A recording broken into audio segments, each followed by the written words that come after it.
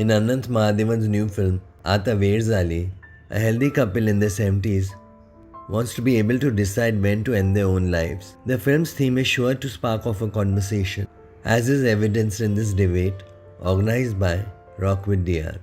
What is happening in this film is a real story of a couple who have seen this kind of suffering all around, who've seen death happening in the most miserable ways, and their theory that what if we apply to the President of India to legalize active euthanasia, because we want to do it legally. We do not want to commit suicide like Mr. C.A. Thomas, the professor, did in Kerala. Quite obviously, the president does not reply to them, and he files a public litigation, interest litigation, and goes to court. You find that you cannot practically apply active euthanasia into life because it can be abused, misused, and done, misused several ways. But the fear that hangs over your head, ki what tomorrow if I become a vegetable and somebody else is going to decide whether I'm going to live or whether I can, pass on. I mean, why would I want someone else to decide for me? I'd like to decide for myself. So that is the story of this couple. So it demarcates clearly their wish, because she has been to an oncologist at some time in her life, and it was a false alarm, fortunately. And the husband at that point of time tells her, for a moment, I thought I'll lose you. And I cannot live with the thought of losing you and living alone. And the woman says, I'm not going to an old age ashram and living there alone. And the husband holds her hands and says, I'll try my level best not to. So it's somewhere, it's a very human drama of engagement, emotions, and even romance in a 70-year-old couple, and their wish to take a dignified exit, and seeing the conditions all around, the pollution, the noise pollution, the taxes, Bombay going up, or getting dug up like nobody's business. I mean, everything is weighing on their head, and they say it's better to leave than suffer in a hospital bed, or breathe the air, or pay for the air that you're breathing freely today. So their debate is their point of view, and what is practical and legal is the other point of view. So both these points of views clash in the film. And of course, I can't reveal the end because that's a very interesting climax. That's the only time I went spiritual in the film. And I'd like people to see it and interpret it their own way. Did they have children? Yeah. Does the couple have children? They don't have children, but they have their relatives. They have no children. No children. I not commenting on the cinema, firstly, because I have not seen. One, I'm just making, I'm talking in a very, very technical sense as a doctor, okay? And I'm not really commenting on, I know what about the story. So I've written so many articles and death is an ultimate palliative, okay? So that's my firm conviction. That solves a lot of problems. The point is here, what is euthanasia? What is suicide? What are the conditions under which the euthanasia is legal? I think we still need to make suicide a little more legal. And say, for instance, because if we are competent, we are deciding. If I'm mentally competent, I can decide what I got to do with that. So facilitating suicide, maybe you can make things available. And there is a lot of discussion. Suppose if a doctor gives you 100 barbiturates and says, okay, just nudges that bottle of barbiturates, is that legal? Is that ethical? And so many other things. Say, for instance, Derek Humphrey has written a book called Final Exit.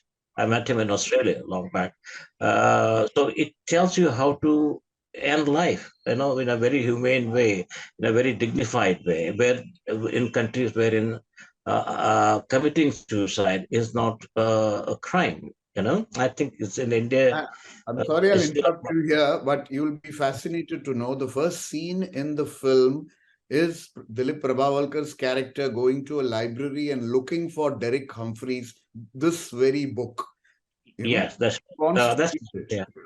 yeah. I stayed with him in Melbourne, and I went during one of our meetings, Right, and right. he had something very interesting stories. Yet, when we talk of faster to death, like in Sadlekana, it's okay for very stoics. It's a we can fast, meditation, so on and so forth, but it's not for everybody. Having said that, we look at death a little differently because most Hindus believe, including Buddhists and Jains, believe in what is it called, rebirth and so on and so forth. Yeah, yeah. So our looking the way we look at death is not as morbid, and I'm very happy that living will is now fair, though it's very cumbersome in India. It's okay. One of the couples whom I researched, they were very badly affected by Aruna Shanbag's condition. The 40 years you put her in a vegetative condition and just leave her there because passive euthanasia is not legal. I mean, they were affected, and that's where they did not want to end up as. The idea of active euthanasia is so that you don't reach the stage of passive euthanasia. So that's what they also argue in the film. Sorry, please. Yeah.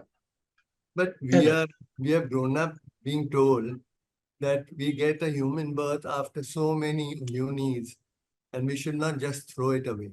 No, you are born not out of choice, but you Right. can You're not born take out of your choice. life. You can end your life out of choice. You have the choice.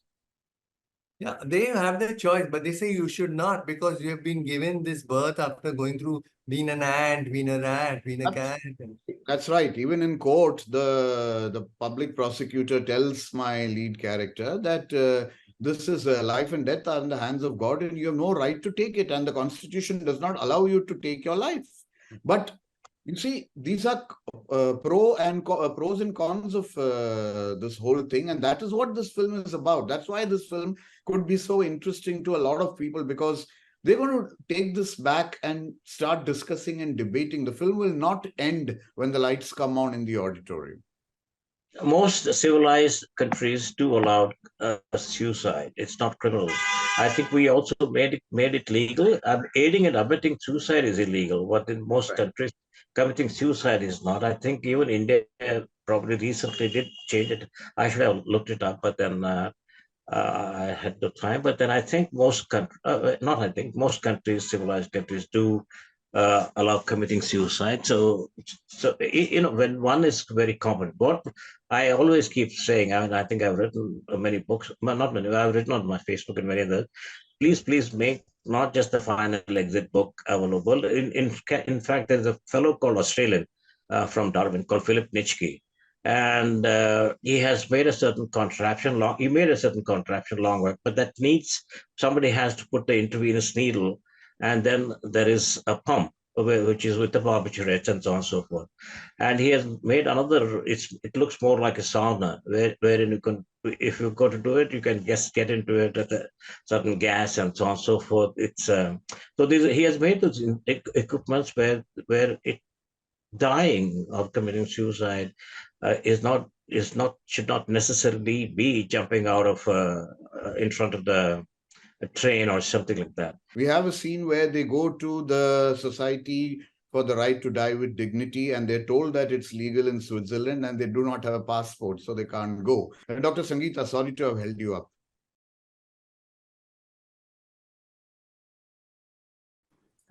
Thank you. Personally, I think zindagi badi honi chahiye, lambi nahi. The entire life we strive to have dignity and respect, and to have a dignified exit would be the best thing possible. My concern would be ethical concern, whether there are religious or cultural objections to all this, and also I think, would it affect society's attitude towards the senior citizens and the vulnerable community? Are the children or the grandkids going to say that you have a choice, right? Why don't you execute that?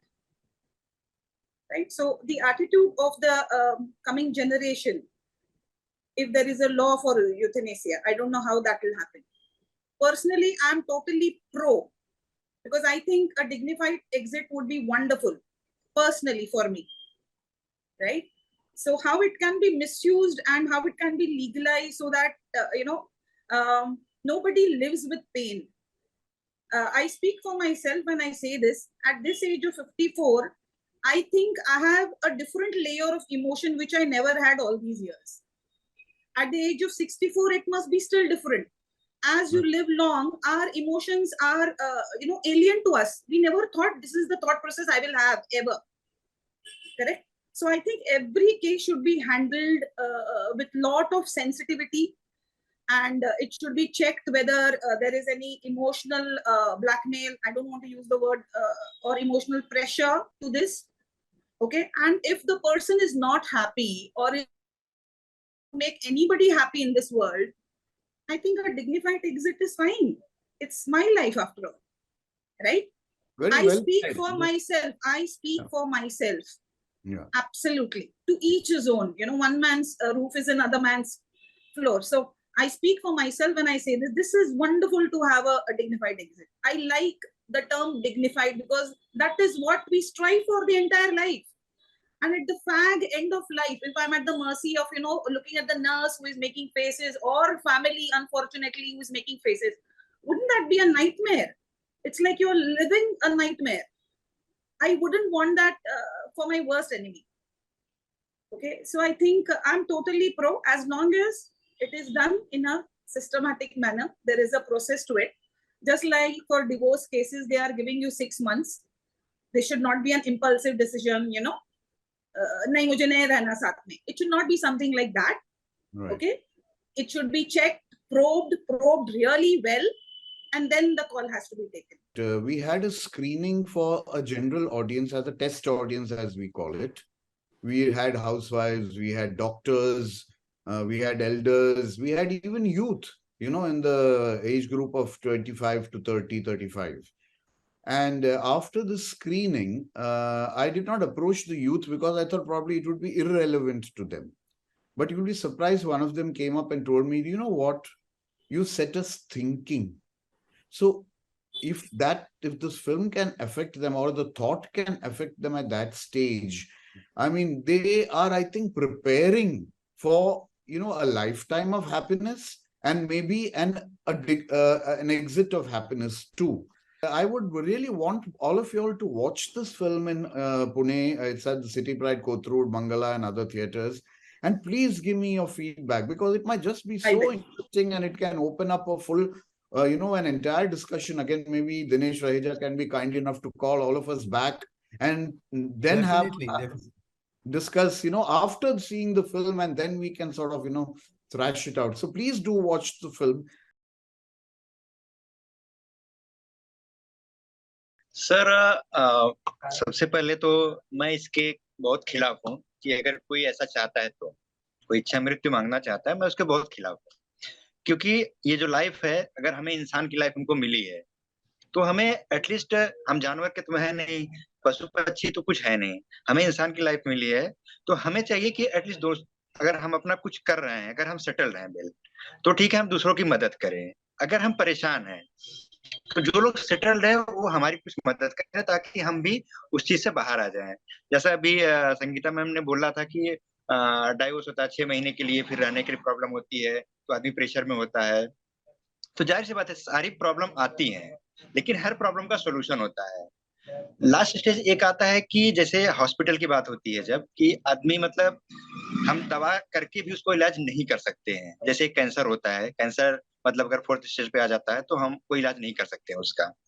तो उसके लिए हम, ठीक है चलो भाई, यहाँ कोई ऑप्शन नहीं है, इनके लिए फिर हम एग्री हैं कि हम इनको भाई ले सकते हैं। जी जी है कि हम मौत को नाकार नहीं कर सकते, मौत तो होनी ही है, आनी ही है, लेकिन जी जी बिल्कुल। हम मौत को बहुत ही मुश्किल से एक दर्दनाक मौत चाहते हैं। हम हमारे कैरेक्टर्स, जो पात्र जो हैं इस फिल्म में, ये भी कहते हैं कि हमारे जो जितने, और आपने ऑर्गन डोनेशन की बात की अभी, जितने ऑर्गन्स हैं हमारे अंदर, जब तक वो हेल्थी हैं, तब क्यों ना हम एक तरह से हम यहाँ से निकल जाए और हमारे सारे ऑर्गन्स किसी का काम आए। ये भी है। तो आप पर है कि आप किस वक्त पर, किस स्टेज पर आप ये डिसाइड करें कि हाँ अब बहुत हो चुका है, अब मैं सोसाइटी में कोई कंट्रीब्यूशन नहीं कर पा रहा हूँ, जितना मुझे करना है मैंने कर लिया है, अब जीकर मैं किसी और का हक क्यों मारूं, किसी और का अस्पताल का बिस्तर क्यों मारूं, किसी और की चीजें क्यों मारूं, क्यों ना मैं सोसाइटी के काम आऊं, अपने ऑर्गन्स डोनेट करूं और मैं एक अच्छी तरह से पीसफुली मैं निकल जाऊं without suffering, a happy life and a happy end. So ये दोनों तरफ से है, ये बहुत ही थोड़ा सा नाजुक मामला है, आपने जो कहा है वो दोनों तरफ से कहा है। तो ये फिल्म में ये यही डिस्कस किया जा रहा है कि क्या ये सही है या नहीं सही है। अनंत, मैंने एक जापानीज फिल्म देखी थी इंटरनेशनल फिल्म फेस्टिवल में। या वहाँ पे there was a shortage of space, and when the young couple comes in, the older couple doesn't know, there's shortage of food. So what the woman does is she breaks her teeth with a stone, and she and her husband go on a kind of a pilgrimage, and it's a very common thing happening in that village. They go to a forest and they never come back. So what happens to them? So they are making space, but that is more of an economic compulsion. But that Reality is also what is something- said in our Hindi mythology, that the last stage in our life is vanaprastham. Right. We But go, then- we retire and go away. Living well, living with dignity, and hence dying with dignity is our fundamental right. State or anyone else cannot take it away. Euthanasia, active euthanasia, is a very highly defined word, and the Dutch audit experience and audit has not shown that as of today that slippery slope is there, and I know this misconception that it can be used to eliminate the weak and the vulnerable. Uh, Probably there is no evidence to it based on the available data from these countries wherein it is routinely, where it is being practiced. So there are pros and cons. Suffering is, like Buddha said, everybody suffers. So you cannot escape suffering also. You have to go through it. Like I've been told in 1997 that you have only 2 years to live, and as you go on from 97 to 99, you'll deteriorate and this will happen and that will happen. And I said, look, I'll take one day at a time and I'll see how it goes. Now again, I'm not saying I'm some hero, but 2023, 24, and I'm still talking to you. So why anticipate something? Why anticipate the worst case scenarios? Why don't we anticipate something beautiful? Not that I'm saying we can escape that. Nobody can. But why embrace it before it comes to you? It's waiting somewhere else and you say, I'm coming to you if you're not coming to me. That is my question. Also, it's not so, what do you say, so black and white. But is it a defeatist attitude in some way? I'm asking you, I'm not stating it as a... No, it's not. I think it's a brave revolutionary thought, and you are brave enough to face the inevitable, and you want to face it in a peaceful way, in a way that does not reduce you to your physical body to some kind of a vegetative state, and you do not want to go through and hang on to life. Look at the birds. They live for 16 years, 17 years, 18 years, 20 years, these dogs and cows. I mean, they are not greedy for life, but we are the people who want to be immortal. We want to live forever, and that is what is driving us towards this kind of an insane kind of ambition. But if you look at life, I think Nagraj said it very nicely, that it's not morbid. If death is not morbid if you look at it with dignity, and death has to be seen with dignity. In fact, Rishikesh Mukherjee told me when my aunt passed away and I was heartbroken. He said, you should look at life with as much dignity and with death at as much dignity and respect as you look at life. So I think there are different perspectives to this. It's your mindset that will drive you, but your carrying on from 99 to 2024 is your faith in yourself, and it's that faith healing that has carried on, which is absolutely wonderful. I think hats off to that. And I'm not saying that anticipate your death. It's like, you come to a point when okay, now's the time to go. And that's why I've called it, it's time to go. I'm not saying that people at 30 and 35 should kill themselves, saying that I have a very nice, peaceful death. No, it's up to you to decide when you want to go. And if you feel you're convinced about it, then do it the right way. That's what it is. So again, like you said, there's no black and white. It's a gray area. The lines are blurred, and we can discuss this several times. But I would still say, if we could meet after watching the film, there'll be so much to talk about. We will definitely.